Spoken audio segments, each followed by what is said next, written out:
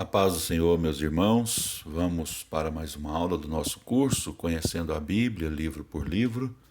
Hoje vamos estudar o livro de Salmos. Em primeiro lugar, vamos falar sobre a autoria. A principal característica do livro dos Salmos é a de ser um inário. Ele tem sido uma grande fonte de inspiração para a oração e para o louvor a Deus. Os Salmos, ele está no coração da Bíblia, né? Mais ou menos ali no meio da Bíblia. Quando você olha, por exemplo, o Salmo 118, versículo 8, que diz: melhor é buscar refúgio do Senhor do que confiar no homem, você vai ver que esse versículo ele está inserido ali no meio da Bíblia, né? E é interessante essa mensagem justamente está no coração da Bíblia, né? Melhor é buscar refúgio no Senhor do que confiar no homem. O livro de Salmos, né, é tradicionalmente chamado Salmos de Davi, porque Davi é o autor da maioria dos salmos. Título do livro. Os hebreus chamam o livro de Salmos de Sefer Tehillim, que significa livro de louvores em hebraico, designando o seu objetivo principal, né, que é o de louvar a Deus. A Septuaginta, que é a tradução do Antigo Testamento hebraico para o grego, denominou o livro Sefer Tehillim, né, livro de louvores, de psalmoi, da onde vem a palavra nossa aqui, né, salmos. Psalmoi é a tradução do título Mismor, em hebraico, né, que significa salmos, dado a 57 salmos. Mismor, ou salmos, significa canções cantadas com acompanhamento de instrumentos de cordas. Nos salmos, a gente tem algumas características, e a gente pode ver isso também na nossa Bíblia em português, que são os chamados títulos. Muitos salmos têm títulos individuais prefixados. Inclusive, algumas versões da Bíblia hebraica aceitam como verso primeiro, né, esses títulos em cada capítulo, ou algumas vezes está inserido junto ao verso primeiro.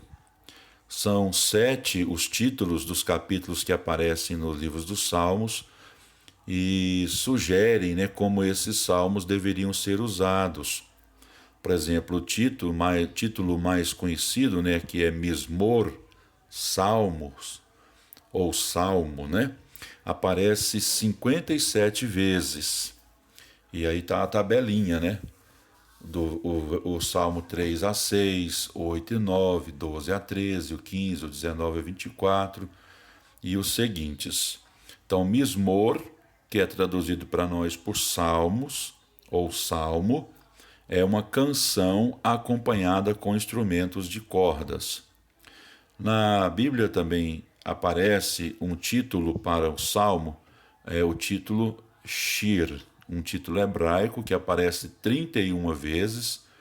Está aí a relação dos salmos, né, que aparece o título Shir, e significa qualquer canção sagrada ou secular. Também aparece nas nossas Bíblias um título em hebraico chamado Maskil, que aparece 13 vezes, no Salmo 32, o 42, o 44 e 45, o 52 até o 55, o 74, o 78, 80 e 89, 88 e 89, e o 142. Maskil é um poema meditativo ou didático.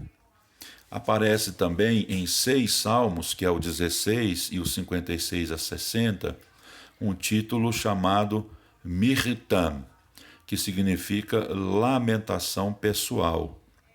Também aparece no Salmo 145 um título hebraico chamado Tehilá. Tehilá significa canção de louvor. E no Salmo 7 aparece o título Shigayon, que significa, muito provavelmente, um salmo penitencial.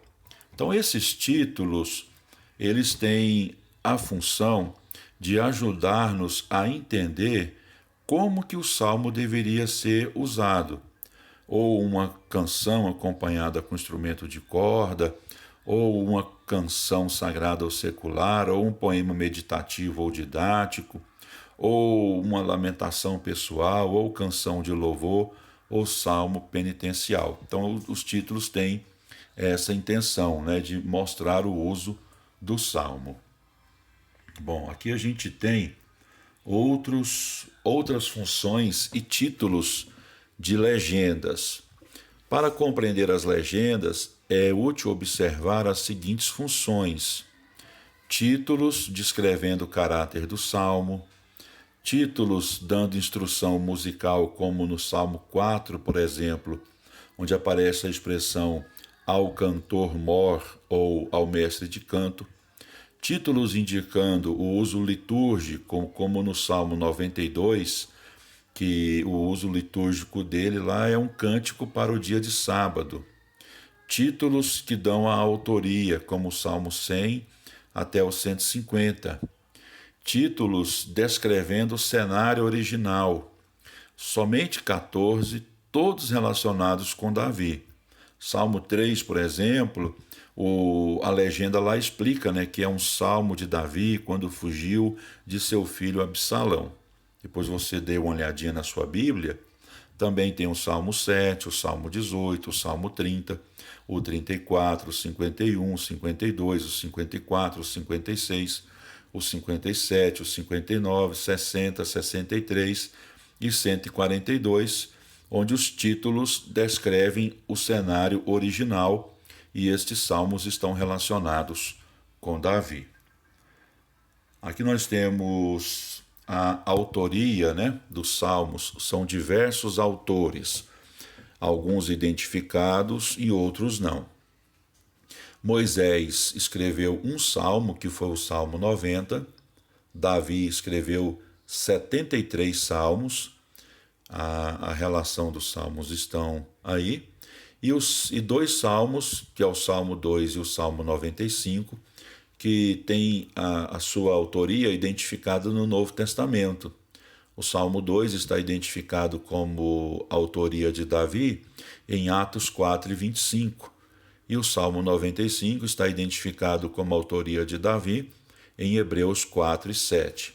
Salomão escreveu 2 salmos, Asaf 12, os filhos de Coré 9, Emã 1, que é o Salmo 88, e Emã também é um filho de Coré, Etã, um salmo, Ezequias, 15 salmos, que é o Salmo 120 até o 134, Jeremias escreveu um salmo, que é o Salmo 137, Ageu escreveu um salmo, que é o 146, Zacarias um salmo, que é o 147, e Esdras compilou, né, escreveu o Salmo 119, que é o mais bem elaborado salmo acróstico da Bíblia. A gente vai falar sobre ele na próxima aula. Ele escreveu um salmo.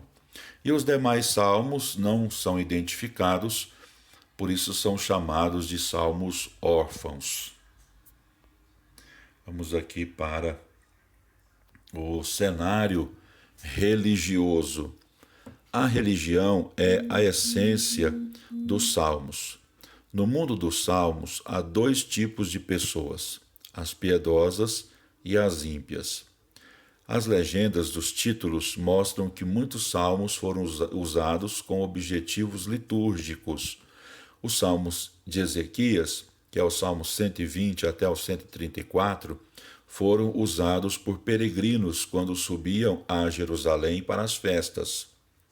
O grupo de salmos, chamados Salmos de Aleluia, era cantado na Páscoa, bem como no Pentecoste e na festa dos tabernáculos. Cenário nacional.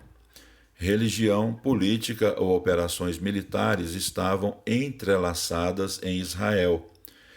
Nós temos como exemplos o Salmo 3, onde Davi é perseguido por Absalão, o Salmo 18, onde Davi foge de Saul, o Salmo 34, onde Davi escapa dos filisteus, e o Salmo 54, onde Davi esconde de Saul. Características literárias dos salmos. Nós temos os poemas líricos. Um salmo dessa natureza pode ser definido como um pequeno poema para ser cantado, expressando pensamentos e principalmente os sentimentos do escritor. A poesia lírica tem 4 características notáveis. É musical, feita para ser cantada com acompanhamento de instrumentos de corda. É subjetiva ou pessoal, expressando os próprios sentimentos da pessoa que fala. Enfatiza as emoções como um dos seus traços identificadores mais importantes. A poesia lírica também é breve. Paralelismo. É a técnica poética básica da poesia hebraica. A gente vai ver sobre paralelismos na próxima aula, tá? Imagens ou figuras. A maioria dos salmos emprega figuras de linguagem. O Salmo 1, por exemplo, descreve as delícias de um viver piedoso pela imagem de uma árvore plantada junto a correntes de águas. As seguintes figuras do Salmo são as mais notáveis. A símile. A símile é uma figura de linguagem que faz uma comparação por semelhança. Usa a palavra como. Nós temos um exemplo que é o Salmo 1, verso 3. Ele é como a árvore. Então aqui faz uma relação, por semelhança, ou uma comparação por semelhança. Outra figura de linguagem que aparece nos Salmos é a metáfora. A metáfora compara por representação, declarando uma coisa para ser outra. Por exemplo, Salmo 23, verso 1. O Senhor é o meu pastor. Metonímia. Substitui uma palavra por outra, estabelecendo relação entre as duas. Nós temos um exemplo de metonímia no Salmo 73, verso 9. A sua língua, ou seja, palavras, percorre a terra. Sinédoque.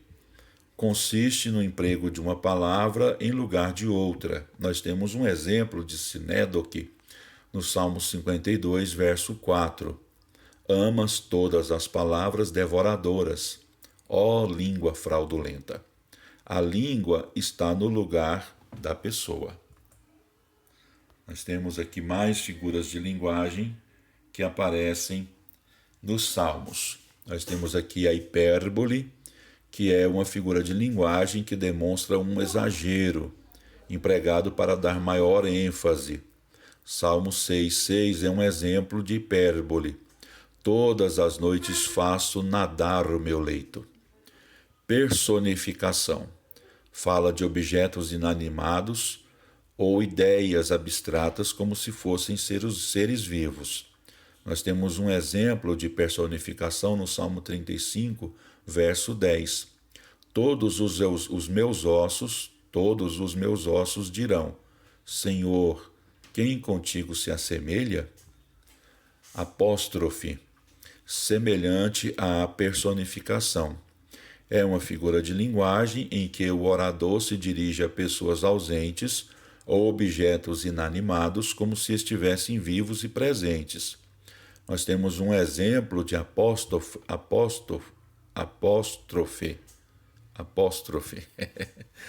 no Salmo 114, 5 a 7. Está lá escrito, Que tens, ó mar, que assim foges? As duas últimas figuras de linguagem que aparecem nos Salmos que a gente vai observar hoje, é o antropomorfismo. Antropo, vem de homem, morfismo vem de forma, Então é atribuir a Deus formas ou características humanas. Por exemplo, no Salmo 10, verso 12, nós temos lá um exemplo de uma linguagem antropomórfica. Levanta-te, Senhor, ó Deus, ergue a tua mão.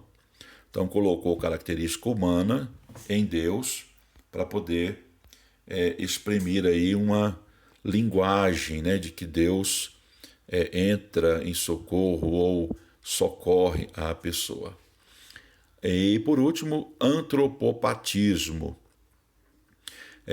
Atribui a Deus paixões e sentimentos humanos, né? Antropo é homem, patismo vem de paixões, né? Sentimentos e etc. Então, um exemplo de antropopatismo ou de linguagem antropopática está no Salmo 6, verso 1. Senhor, não me repreendas na tua ira, nem me castigues no teu furor. Então, ira e furor aqui são sentimentos e paixões humanas, mas que são atribuídas a Deus para tentar trazer uma linguagem que explique, né, as ações de Deus. Então, por enquanto é isso, meus amados. Deus abençoe e até a próxima aula, onde voltaremos a falar sobre o livro de Salmos.